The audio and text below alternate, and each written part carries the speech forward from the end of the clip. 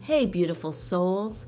Welcome back to Walking Tall, Talking Bold, the place where we have the conversations many people think about, but few are willing to say out loud. I'm your host, Leah. Today's topic might make some people uncomfortable, and honestly, that's okay. I want to talk about friendships, boundaries, marriage, loyalty, and something we don't discuss enough. When does helping become interfering? And perhaps the bigger question, can you truly support someone's happiness if you're standing in the middle of it? Now, before anyone gets defensive, this episode is not about blaming women. It's not about jealous spouses. It's not about claiming men and women can't be friends. In fact, I believe they absolutely can. This conversation is about something much deeper, how we show respect for other people's relationships, how we protect our own integrity, and whether our actions align with the kind of person we want to be. Let's talk honestly about it.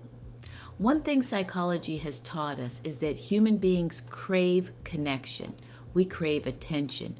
We crave validation. We crave being seen. And there is nothing wrong with that. The problem begins when we start seeking those things in places where they create confusion, conflict, or emotional dependency. Most emotional affairs don't start with attraction. They start with conversations. They start with listening. They start with understanding. They start with someone saying, "You're the only person who gets me."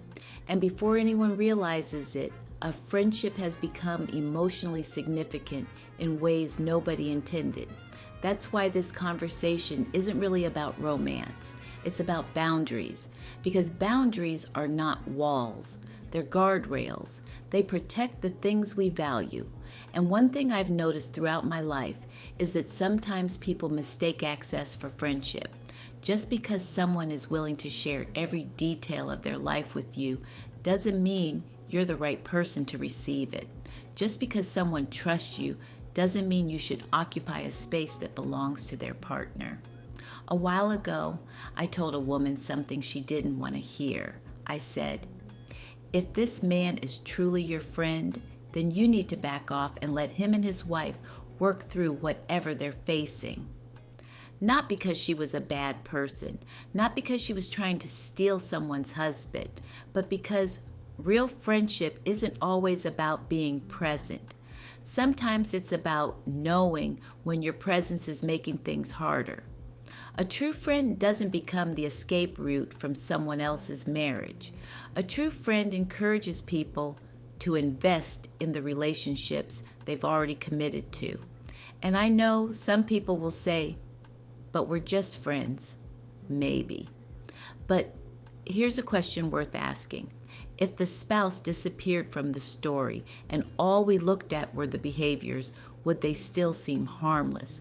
Constant texting, late night conversations, being the first person they call when something goes wrong, sharing emotional struggles before discussing them with their partner. Those things may not be romantic, but they are intimate, and intimacy is powerful. Another thing we don't talk about enough is that sometimes attention feels good. Let's just be honest. Most of us enjoy feeling important. We enjoy being chosen. We enjoy being the person someone confides in. That doesn't make us bad people. It makes us human. But maturity is recognizing that not everything that feels good is good for us. Sometimes we tell ourselves we're helping, when in reality we're enjoying being needed. Sometimes we tell ourselves we're being supportive, when we're actually becoming emotionally significant in ways we never intended. And that requires honesty with ourselves, not guilt, not shame, just honesty. I've personally experienced friendships with men that eventually took a turn I never wanted. What started as friendship eventually became a suggestion that we should become something more. And every single time, I thought the same thing. No friendship is worth compromising my values. No friendship is worth compromising someone else's relationship, and no temporary attention is worth losing respect for myself, because at the end of the day, I still have to live with me. Now let me share another situation. There was a man I knew who was friends with both a husband and wife. Over time, however, his attention became increasingly focused on the wife.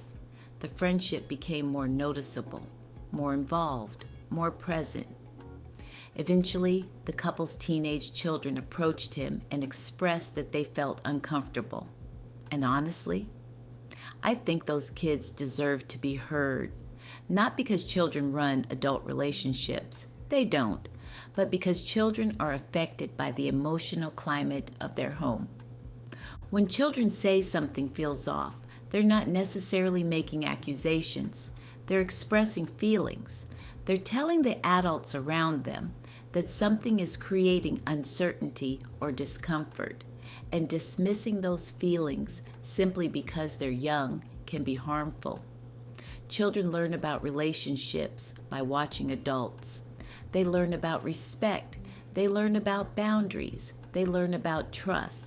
So when a child says, "This situation makes me uncomfortable," that deserves a conversation, not silence, not ridicule, a conversation. Now let's talk about alternatives, because I never want to present a problem without discussing solutions.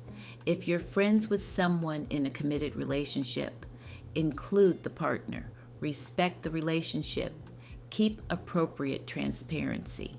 Ask yourself whether you would be comfortable if roles were reversed. Support reconciliation before becoming emotional support.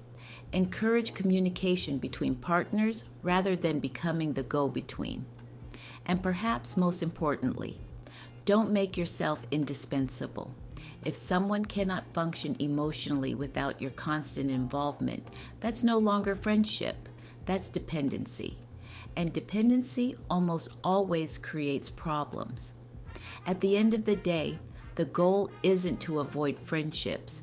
The goal is to build healthy friendships. Friendships that don't require secrecy. Friendships that don't create tension. Friendships that don't leave spouses feeling excluded. Friendships that don't leave children feeling confused. Friendships that make everyone's life better. Because real friendship should add peace, not chaos. And here's the thought I want to leave you with. Being secure isn't proving that someone else's partner shouldn't feel threatened. Being secure is being willing to step back when your presence is creating strain, not because you've done something wrong, but because protecting peace sometimes matters more than proving a point. So tell me what you think. Can men and women be friends? Or is the better question how we create friendships that honor the important relationships already in our lives? I'd love to hear your thoughts in the comments. If this conversation made you think, challenged your perspective, or reminded you of someone who might need to hear it, share this episode with them. And if you're new here, don't forget to subscribe, follow, and join our growing community of bold voices. Until next time, protect your peace, respect your boundaries, and keep walking tall and talking bold. See you in the next episode.